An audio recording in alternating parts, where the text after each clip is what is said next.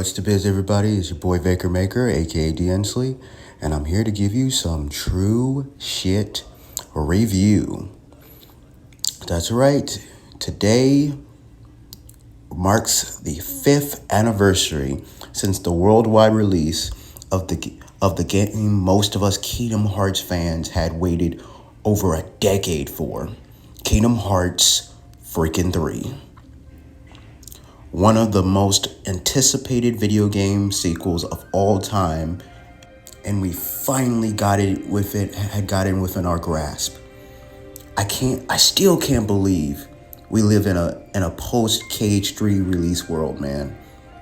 It's still, because again, we went so many years. At one point, it was a legend, a myth, or whatever, something that we weren't even sure was gonna happen.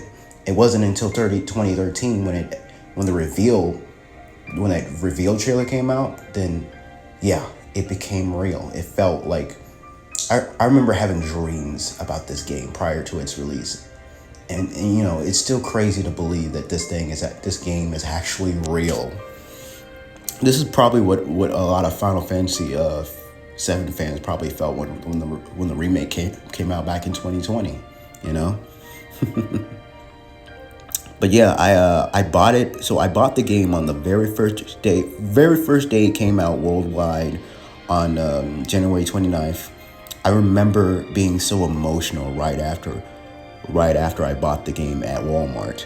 It was a moment I waited 12 freaking years for, because I had finished KH2 back in 2007.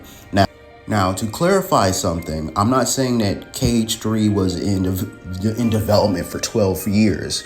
What I'm saying here is, after I'd finished KH2 on the PS2, I eagerly waited and anticipated for KH3, which for a long time didn't happen,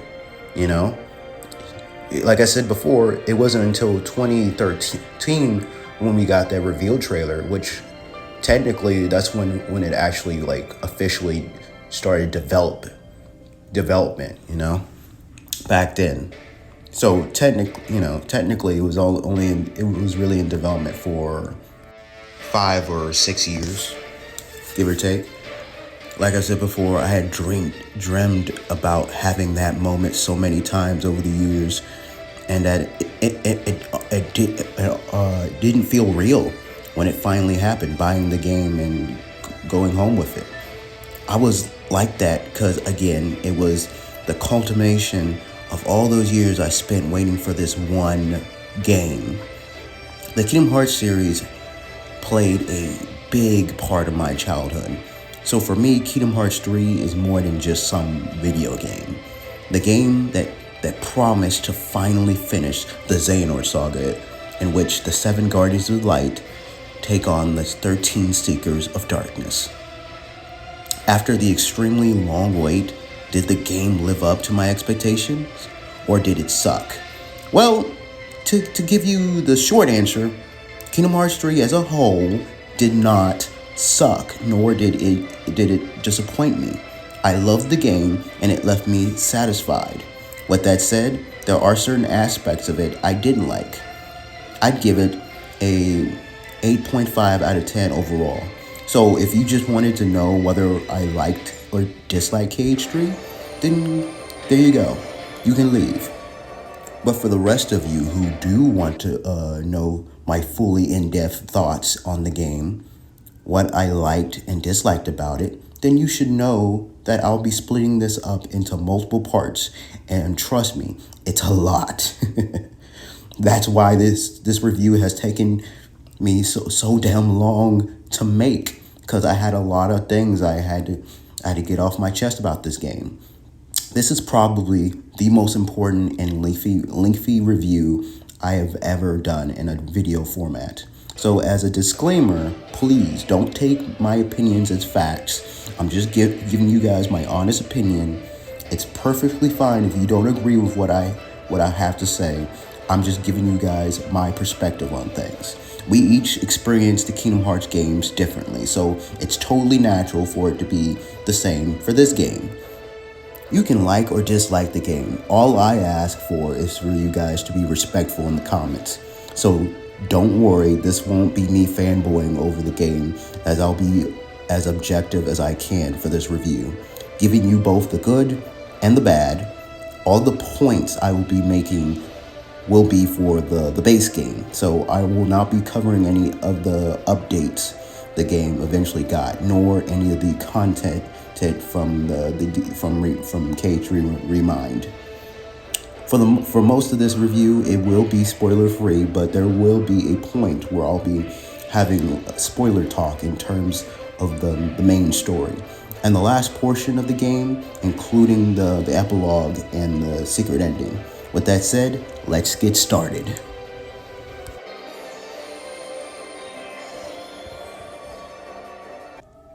I played the PS4 version of KH3 on the very first day it came out, and I finished it on Monday, February 4th. So it only took me 6 days to finish the game in terms of the main story on beginner's mode. I didn't die once in any of the fights. I will admit that I feel like I could have finished it much quicker than that. It was just that I was trying to pace myself and enjoy the experience as long as I could. After finishing the game the first time, I can honestly say I really did enjoy it. In fact, after playing the Tangled World, I actually said that I loved this game. As I mentioned before in a previous Kingdom Hearts video, I've never been the type to go for the highest level of difficulty when I'm playing a video game. So I've never finished any of the Kingdom Hearts games or any video game in general higher than the easiest mode available. But I was willing to make an exception for KH3. So I played it in standard mode, and it did take me a little longer to finish, and I ended up only dying like twice. Then I eventually played it in Proud mode. Yes, this game is much easier to beat than most KH games. However, just like the KH2, it's still so much fun to play, as the variety and presentation of the combat is great, even when it does get a little too over the top and messy. May my heart be my guiding key.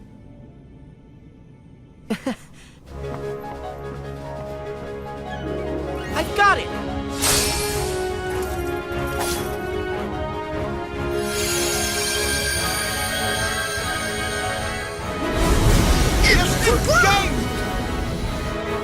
All right! Olympus Coliseum, here we come!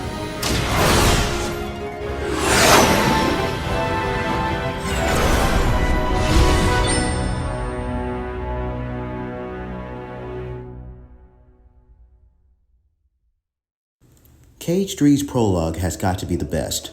Unlike KH1 and 2, which both took a slow pace in their prologues, KH3 gets you straight into the action.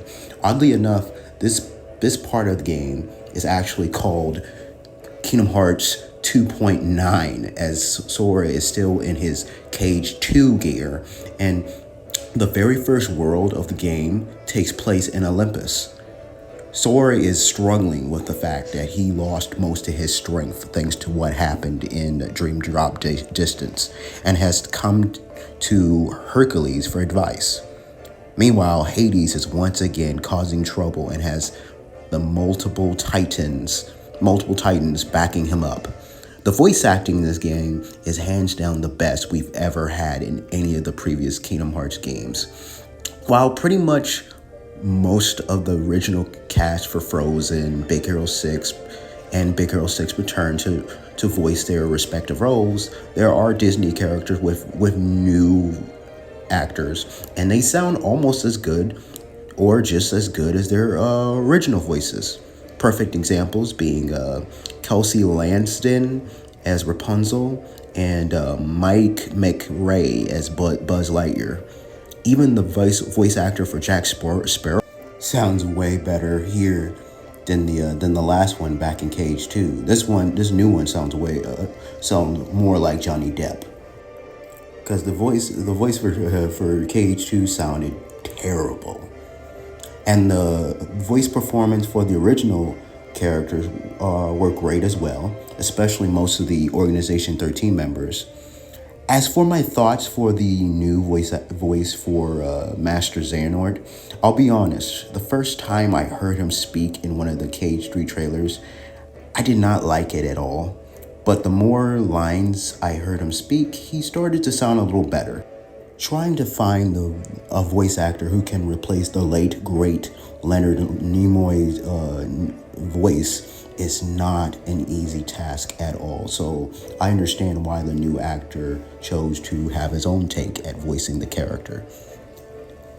At times, he does sound a bit weird but other times I did like his delivery. So I think he did an okay job.